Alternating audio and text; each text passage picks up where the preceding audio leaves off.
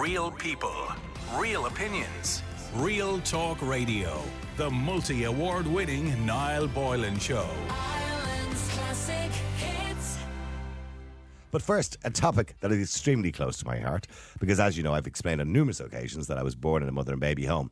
Now, we heard the news today that the Mother and Baby Home Institution's Payment Scheme Bill 2022, which has been kind of kicked down the road for the God knows how many years now, was finally signed into law this morning by Michael D. Higgins.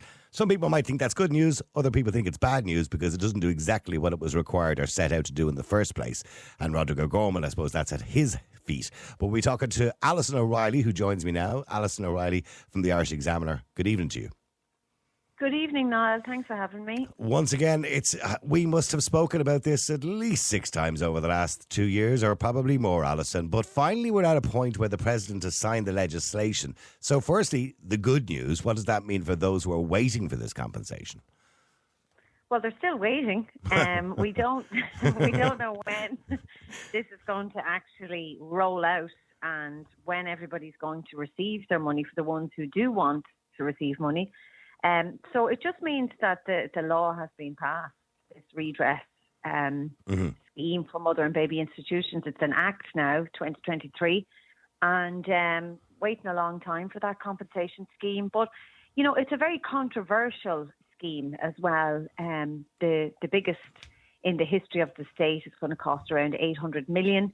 But, you know, it's controversial in the sense that there are in and around 68,000 people who went through these mother and baby institutions that we know of.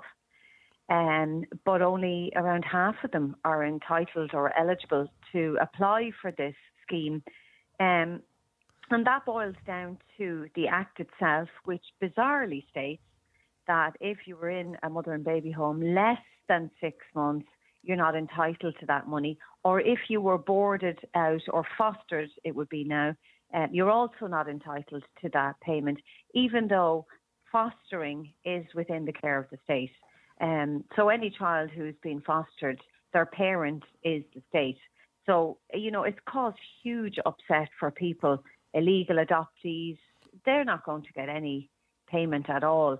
So that's where it stands, but we still don't know when exactly you can apply for it. Okay, so is there a suggestion? Well, I don't think there is a suggestion that the law is going to be amended, because amendments were suggested before the bill was passed and before the President signed it. So it looks like that's it. It looks like, so sadly, for those who are campaigning to get those under 6 months, and by the way, nobody has any idea why they said the 6 months would be discounted from this piece of legislation, because experts and psychologists, and we had one on the air, said that those first 6 months in a child's life, that time when a baby bonds with a mother, you know, can have a devastating or traumatic effect on a child for the rest of their life, or certainly a memorable effect for the rest of their life. So this idea that they said, the Minister of State, I remember on RT in prime time, saying that, you know, they had evidence from, well, I don't know who they got their evidence from, that under 6 months, really, it doesn't have any lasting effects. But that's just nonsense. I mean, I even know that. Yeah. You know, like, I'm the mother of an adopted child. An attachment severs the minute you are removed from your primary carer. That's it. And your body holds that trauma. Obviously, it's more severe the longer you've been with the primary carer. However, you know, that one-to-one nurturing, there's damage there. Even if you don't remember it, your body remembers it. And it makes me laugh, and it also makes my blood boil, because the attachment theory is something that TUSLA and adoption social workers teach in their adoption social worker classes here when people are applying to adopt. So, you know, it just makes my blood boil that on one hand, a state agency like the Child and Family Agency, who, as you know, I'm not a big fan of, they're teaching this attachment theory within their adoption courses, and they're putting all the emphasis on this attachment and bonding and the whole lot. And then on the other hand, they're just completely... It's not really that important after all. Yeah, when it means go. paying out money, it's not really that important after all. And I suppose the other thing is... Absolutely, and I always say, Niall, it boils down to whatever the state says at the time. Yeah, whatever they fancy. I mean, the main reason I'm believing that, well, I should believe that the compensation should be paid out to people in this respect is that many of the people, almost most of the people, by the way, who were adopted out to mother and baby homes would have had a different life if indeed we had financial supports for single mothers or unmarried mothers, as they were known as in those days, to help them keep their children. Because, of course, it was in the Constitution that a mother should not have to go to work to necessitate looking after her child economically. But we didn't do that, and we didn't provide for those mothers under the Constitution. No. I wonder, by the way, would they have a case against the Constitution of the country because we didn't provide for them? We basically said, you can't afford to keep the baby, so we're going to give it away to somebody else who can. And so all those children, leaving aside whether they're 6 months, whether they're 2 months, they all would have had a different life had they have been, with their parents or with their biological mother. Yeah, as you know, the law changed, to support single parents, lone parents to keep their child, which is the best outcome for the child if it's possible. There are obviously some mothers who chose to give up their child, and they, I'm sure, have made those decisions, very, very, very challenging decision to make, but they wouldn't have made it without some deep thought. Some people were just not in the position to rear their children, and that still happens today. However, they should have the choice, if you want to keep your child. But remember, at that time, Niall, you as a single parent or a lone parent, you weren't suitable to rear your own child. You weren't really a proper child. No. You were kind of half a child. And the state, and this is how the state and the church looked at lone parents. The Constitution favours the married couple. The children of married babies were a little bit more, married families were a little bit more special than what they called the illegitimate babies. I was going to mention the word illegitimate. That's on the paperwork that I got from Tusla going back about 7 or 8 years ago, although I must ring them up or try and get under freedom of information, anything else they have on me. But there was 3 little bits of card. And on one of the cards it had my name, my mother's name, and the word illegitimate. And, those kind of names, like the other name bastard, of course, was sent around as well. Those kind of degrading names were used for children who were born to a single parent. And that's the way society looked at it, because that's the way society were told to look at it. Oh, it was just totally frowned upon. As I said, you weren't really a proper child. You were an illegitimate child. And if you were the child of a married couple, you had more rights than another baby who was born to a single parent. And so the child suffered as a result of your marital status, and they had lifelong implications. And as you know, as an adult adoptee, those scars remain. And no matter what avenue you take in life, there is damage there. There is damage and hurt there, and there is a wound. Because you were separated from your primary carer, all because your mother wasn't married. And it's really just, I'd love to know who came up with this nonsense. But then again, it was church and state. The church ruled this country and wasn't regulated or governed. Well, the church came up with the moral laws, and the state dealt with it. But the state washed its hands with it and basically said, "Here, you look after them. You look after them." You know what I mean? They're your rules. Yeah. A crisis. Yeah. But the other thing as well is, at least the one thing about, well, when I say the one good thing, there's nothing really good about the redress scheme, really. But the one thing about it is the idea that they were kicking it down the road in the hope that people would die off. I mean, you can claim this on behalf of a relative if it's, for example, your mother, who was in a mother and baby home, for example. You can claim on behalf of a relative living or dead. Now, when they say living or dead, is that only from the point the bill was brought in, or if your mother died 7 years ago or 10 years ago? How far back does living or dead mean, or is there a rule to that? Yeah, you see, there's where the statute of limitations and all of these things come in. And again, the fine print is so confusing. You'd ask one minister something and they'll say, yes, you can go back, way back. But the Act only came in this year. And there needs to be clarity on who can claim for that, because Chrissy Tully is 91. She doesn't believe she's going to ever see the end of this. And that the weight will go on to her son, who's adopted, but they're reunited now. Will he be able to apply for her? Okay, she is alive now as the Act comes in. She may not be alive by the time it rolls out. What will the state say to Patrick Naughton then? These are the things that we need real firm clarity on. But surely if they're putting that in the legislation on behalf of a relative, living or dead, well then surely they must have put a timeline in. I don't think they did, to be honest, but It's always a case of applying and waiting and see, because you just don't know. And again, Niall, the rollout hasn't even been set up. That's what I'm saying. So there's no portal. I'm assuming this is going to be done through an online portal. No, and here's the other thing, no. right? So it's going to be, I imagine it's going to be done to an online portal, right? And that's the way everything is done nowadays. I mean, a lot of these people are all going to be in their 80s and 90s. Do you know what I mean? And okay, some might have sons and daughters that'll help them out, figure it all out. But I mean, a lot of them might be single. They might be widowed. You know, they mightn't have children. Some of them can't write or read. So is there going to be, a helpline? Is there going to be someone to help them to do it manually over a phone? I mean, there seems to be complete lack of transparency and information in relation to this. The President signs a bill this morning that nobody knows anything about, really. Well, you see, the whole thing is very confusing for people. And I will point to the email sent out by Roderick O'Gorman to survivors and families, makes me laugh, families and advocates. He said, one final point that has come to my attention is that it appears that some legal firms are advertising services to assist in applying for the scheme. I do not anticipate that anybody needs to avail of such services, as the application process will be straightforward and the responsibility to check for records lies with the chief deciding officer, not the applicant. So, I find that line very strange, because if it was my mother, I'd have to sit down and help her. And she's an intelligent woman who can read and write. Yeah. But it's a form. And I mean, your form, well, we don't have a clue what the forms are going to say, but I mean, I'm sure it's going to... When were you born? Your date of birth. When were you born and who are, and where were you and how long were you in there? A lot of people don't even know how long they were in there. And I would expect that people are going to apply anyway. Because... well, I mean, if you do think you're under 6 months, apply anyway. Chance your arm. Apply anyway. I would. If that's what you want to do, I would apply anyway, because I just don't understand how some people don't even have correct records.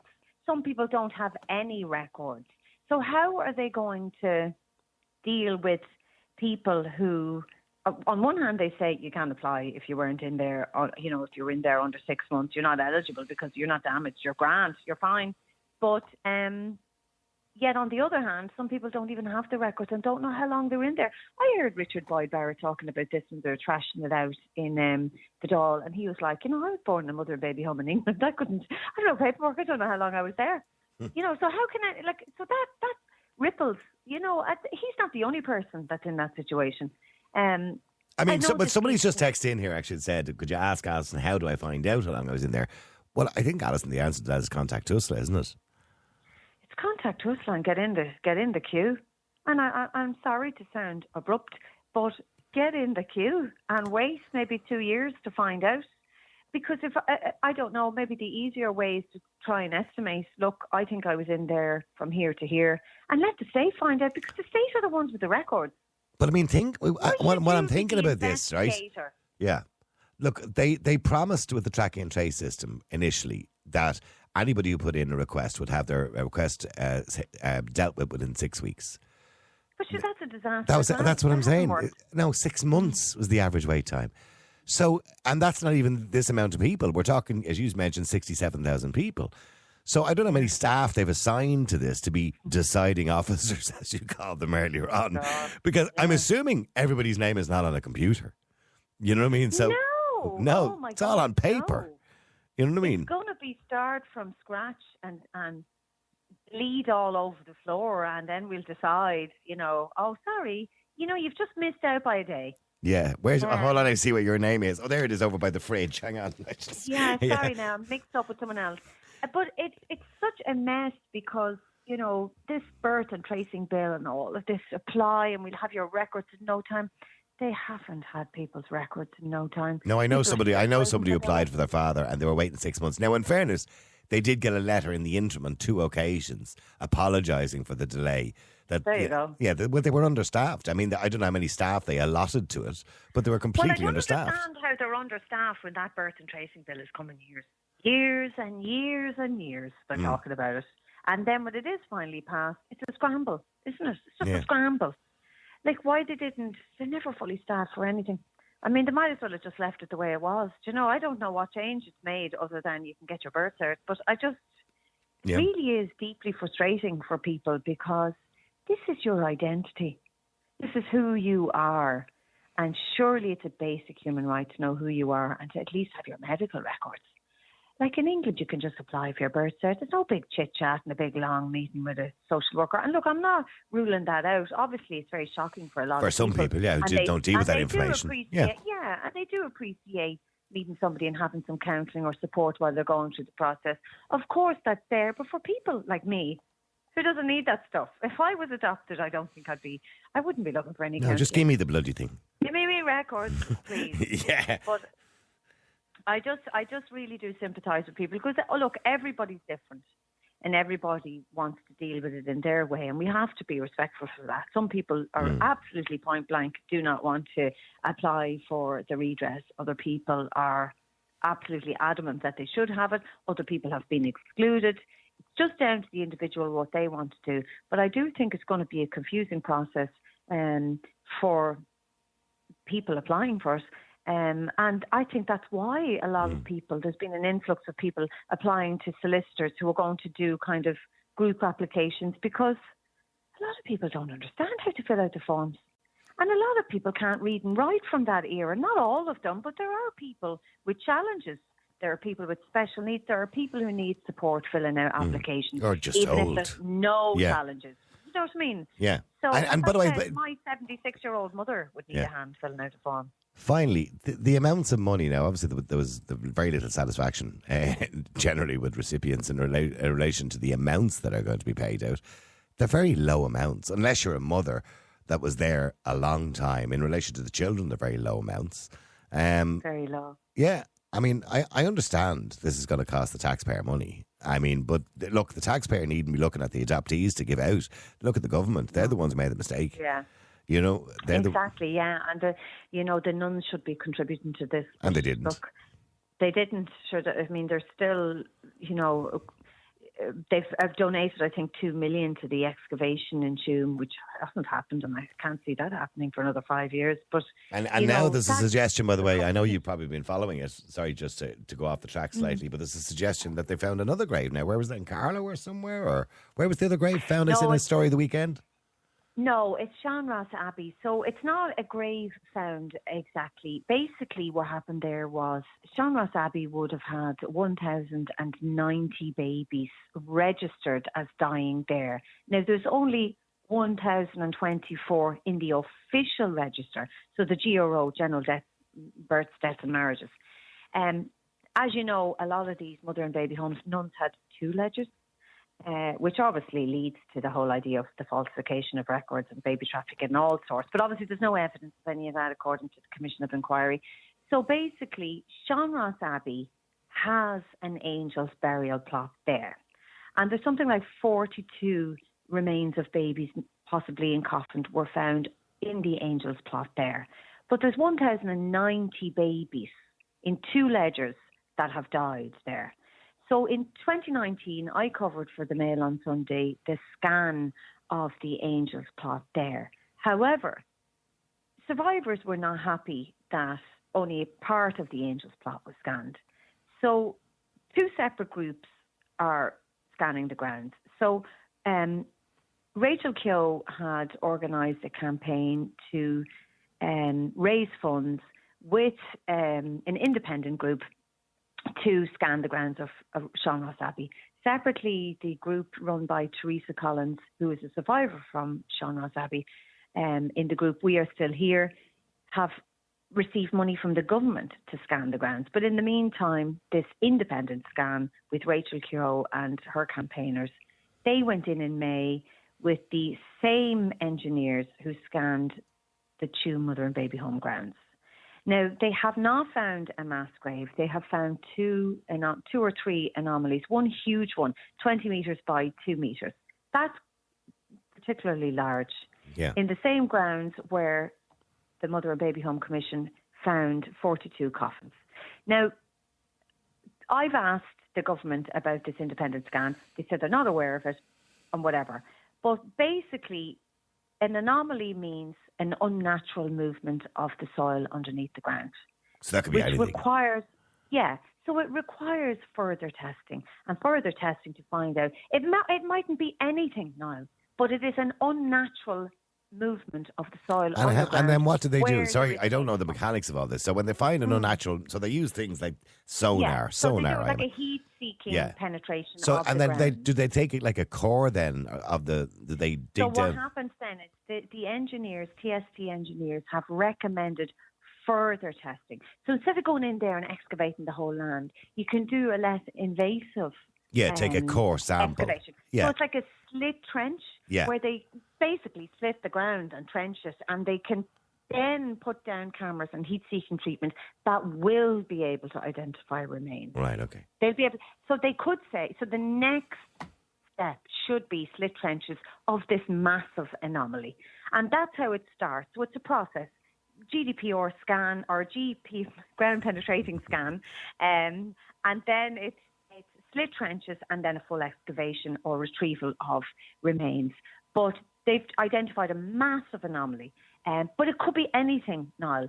However, it could be something, and it really needs to be slit trenched to rule it in or out. And I'd be very keen to know why that wasn't. Between me and you and at Alison, the time. I think there's babies buried all over this bloody country, to be honest. I mean, you look at St. Patrick's home is the biggest of them all, for God's sake. We'll never know with St. Patrick's because there's housing estates there now built on top of it. No. So we'll never know. Up to 6,000 babies, they reckon, from St. Patrick's. And again, they're just going to be in the big old paupers' graves in Glasnevin. Yeah. God only knows. The only good thing about Glasnevin is they have a record of every single burial on that ground. And that's the difference.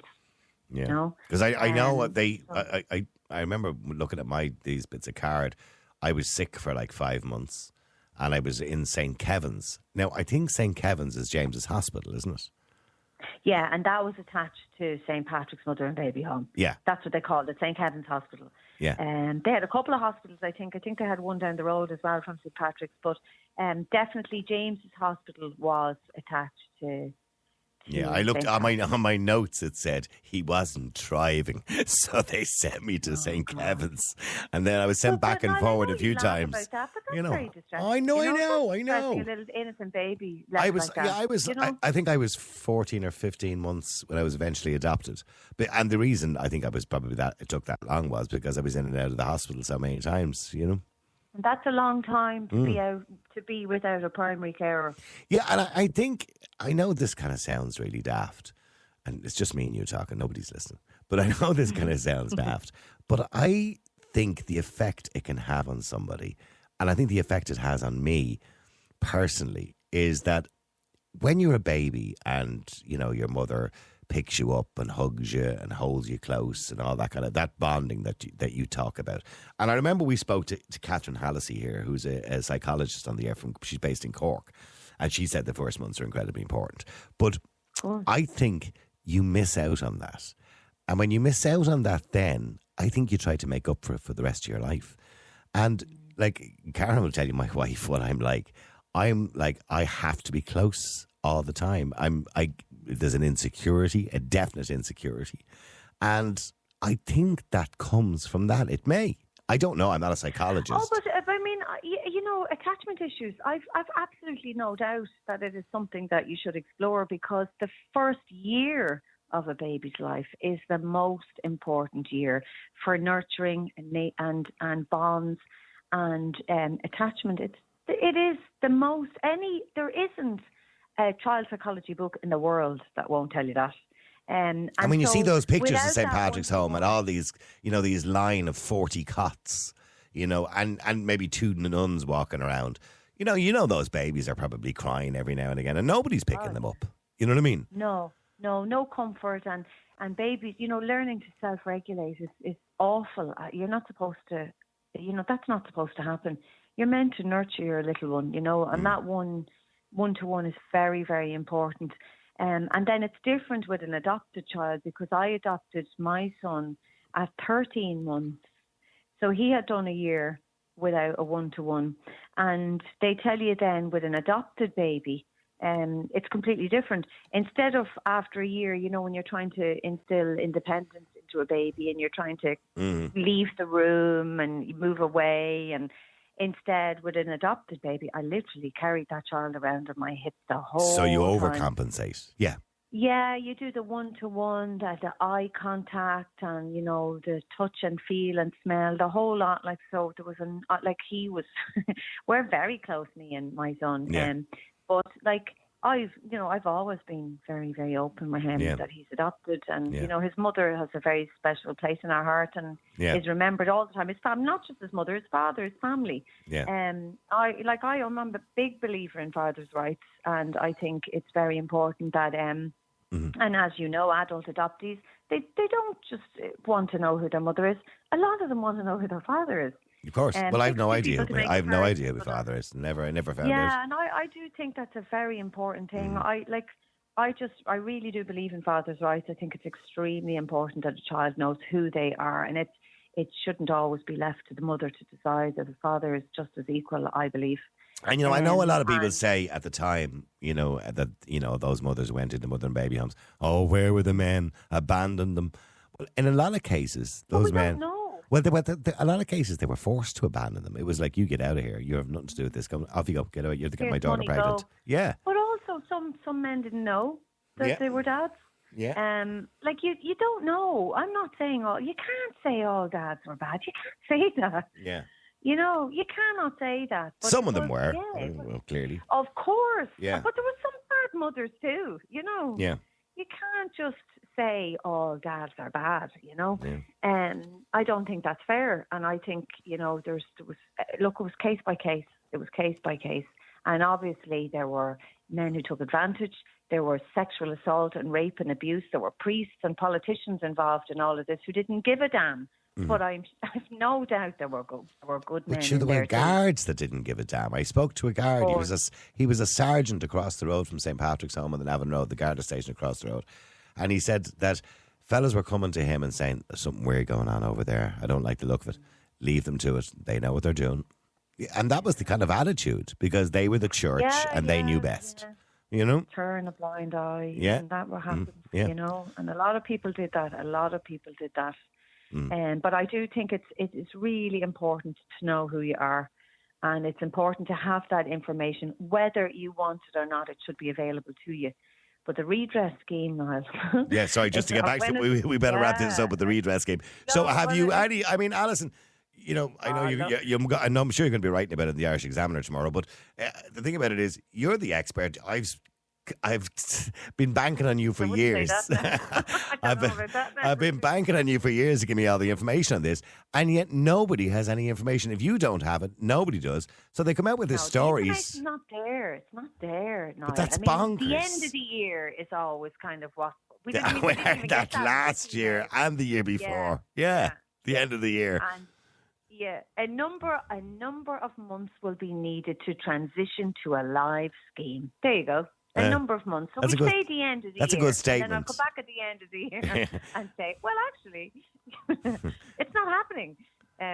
Yeah. So I feel sorry, not for me. I feel sorry for those older women, as you spoke about already, somebody in their 90s. Yeah. And maybe somebody in their 70s or 80s even, and that money to them could get them a nice little holiday, before they pop off the coil. You know what I mean? And I just think that'll be, do you know what I mean? It'll be something back for all the trauma that they've gone through. To put into your hand, exactly, yeah. But, I am a big believer in hope, and I do hope that these things will happen. And, the minister did say, I am committed to delivering the payment scheme as quickly as possible and to keeping you updated on progress in this regard. Yeah. There we are. A couple of months and progress. We'll see. By the way, Alison, before we go, I'm going to be talking to Martin a few minutes ago, who was briefly on the air with us last night. And the theme of our show tonight, I thought I'd ask you, seems we're on a friendly basis, on a one-to-one basis, and nobody else is listening at the moment, just us two. Okay? What are you going to ask? We're talking about missed connections, right? So Martin was on last night and he told us that he was diagnosed with a tumour 2 years ago, and he went to hospital, and the nurse that was tending to him, and this is how he described her, he said she had the most beautiful eyes and beautiful face. And he said, I went in then to be looked after, and I came back out and I was chatting to her for a few minutes, but I never thought of asking her out. And he said, so I basically, he said, I didn't have an appointment, but went back the following week to see was she there, and she wasn't. And he described her last night in so much detail. But he described her to the other nurses and nobody knew who she was. So she might have been a temp. She might have been just somebody from a different department. And he's 2 years looking for her. And Stop. The one that got away. yeah, the one that got away. That's it. So, Alison, have you ever had a misconnection? have you ever had the one that got away? No. No. No, I don't believe in that stuff. I think that if it's going to happen, it'll happen. Right. And if you've missed the opportunity, then, really, you should move on with your life. So true. That's it. Blunt and to the point. He just spent 2 years looking for her. Yeah. When really he could have met somebody beautiful that's standing right in front of him, and he's missed that opportunity. In plain sight. Yeah. Yeah, because you have to live in the present. Yeah. And so, if it's for you, it won't go by you, I think. That's what my mother used to say. If it's for you, it won't pass you. Yeah. Yeah. And I think, there's plenty of people standing right in front of you that he's probably missing. And I delight in the present, as I always say. All right. Well, listen, thank you very much indeed, Alison O'Reilly, and I appreciate you. And that story will be coming. When I say I appreciate you coming on the air. I appreciate you as well, Alison. I appreciate you too, Niall. And mutual appreciation. There's a mutual appreciation. What are you writing about tomorrow in the Irish Examiner, by the way? What's your big story tomorrow? Just curious now. RTE. Tell me it's RTE. Go on. Will Ryan Tuberty be back on the air on Monday? Who knows? No, do you know, I've been writing about that awful tragedy in St. Michael's College. Oh my God, the two Leaving Cert students, every parent's nightmare that went away to the Greek island of Eos and died. So I've been covering that, and the second boy, Andrew O'Donnell, was laid to rest today, and I don't know if anybody knows Father Paddy Moran, but you should try and speak to him. His speeches at both services for Max Wall on Monday and Andrew O'Donnell today, I have never heard anything like them. He spoke directly to the students who were on the island with these two boys who died, and it was just so powerful, absolutely inspiring and heartbreaking at the same time. Yeah, really, really. It takes a really special person to be able to put words together like that to young people. I thought he was incredible. But RTE rumbles on. It really does. I think we'll get another week out of it. Oh, sick of it now at this stage. Just Ryan, just give back the money and just be done with it. Just be done with it. By the way, just very quick, Alison, I'm keeping the ages now. Alison, just very quickly. So Ryan and Noel, did you watch it? Who didn't? Tubs in the pub. Yeah, sure. People watch it. There was a hashtag trending. My friends, Tubs in the pubs. So exciting, wasn't it? Okay, yeah, I did. Yeah. Okay, so your honest opinion, right? Did he come out of it worse or better than he went into it? I think he did okay. I mean, there was a lot of cringy points, Oh, think about the children. He was, oh man, the children. And I mean, I'll tell you, my son is 13. He couldn't give a damn about the Late Late Toy Show host or anything like that. Yeah. So I just thought, I'm sorry, no, I know kids that age, and they couldn't give a damn about you as a host, and you shouldn't be speaking about yourself like that. Yeah. You're not a saviour. You're a presenter of a big show. Yes, absolutely, but the kids don't know you. I thought if he had just come out from the very start, and okay, he talked about all the untruths, right? But Kevin Backhurst is going to address all those untruths because RTE contest a lot of that, right?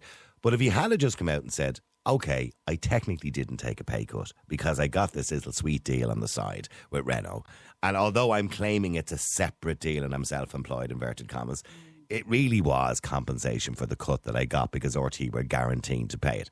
And if they just had been honest about it, because when I say honest about it, and just mea culpa, look, I understand to a lot of people that could be perceived as greed, and for that, I'm truly sorry. I think he would have come out of it so much better. Yeah. I think people appreciate that level of honesty. Just, I'm not after messing the whole thing up. I'm really sorry. If this is the way it is. And I don't think his agent came across well. No. And I think, the crux of it, but I don't think Noel Kelly came across well at all. And the way they spoke about that kind of money, like it was pennies, it was infuriating to listen to, particularly when, the people on his team are on pittance. So we what the money's like in radio. I know. I just. But the only thing I that's will why say in Ryan's defence, right, and I've said this before, I think he's a really nice guy. I've met him on numerous occasions, right? He shouldn't have been the poster boy for the whole crisis. And unfortunately, he was. Well, you see, he was presenting the biggest show on television, and it's money, so he was going to be in the spotlight. But like anything, we tend to move on, and I think we will move on. I think he did okay, and he might survive it. I don't know about his agent. I thought he came across very arrogant, and I just don't understand how, he's got that level of control, it seems, in RTE. Well, he claims he doesn't. He says he's rarely been in RTE and never had a cup of coffee. You have to wonder, like, that level of money and that bargaining and everything. I mean, it just sounds like they were so inexperienced dealing with this agent, and that hard bargaining wasn't going on at all. It was more begging, and it just came across just too big of money and taxpayers' money to be thrown around like that, and it has sickened so many people. But I think while there were so many cringy moments, and the toy man and the people and the sick children, I don't want to hear any of that. I'm sorry. Nobody's a saint for presenting the Late Late Show. Yeah. However, I think he did okay. I think he did. Will he be back on radio on Monday? No. Yeah, because there seemed to be a little bit of a threat. Now, maybe I kind of interpreted that wrong, but when he said I might be out of a job by Monday, I get the impression that, and this is just me now, this is just my thinking, I'm thinking out loud here, that something is going on in the background that we're not privy to because he's an independent company and he's entitled to privacy in that respect, any negotiations he has within reason, right? But I think, personally, that there's a bit of a debacle going on between him and RTE currently at the moment as to whether he's coming back or not, and that he's more or less said to RTE, well, either I'm back on Monday or I'm not back at all. I get that impression that that's going on, and that decision has to be made by Friday. I get it from what he said. Why would he say that? I could be out of a job on Friday. That didn't make any sense. Yeah, I suppose. Well, I suppose Kevin Backhurst has gone in there now, and he has to change, and changes have to be made, and decisions have to be made. And I think he knows that you can't let these things linger. I don't think Ryan is holding them over a barrel. I don't get that impression. Well, no, not holding them over a barrel, but just saying, look, I want my job back, and I want to know by Friday. Or decide. Yeah, decide by Friday. Okay, because it was funny he said that, that's all. Yeah, I do see your point. Yeah, I do. It'll be interesting, though. I do think that decisions have to be made sooner rather than later. I think he'll survive it, though. I think he will be back. I don't think he'll be back soon, though. Real people, real opinions, Real Talk Radio. The multi-award winning Niall Boylan Show.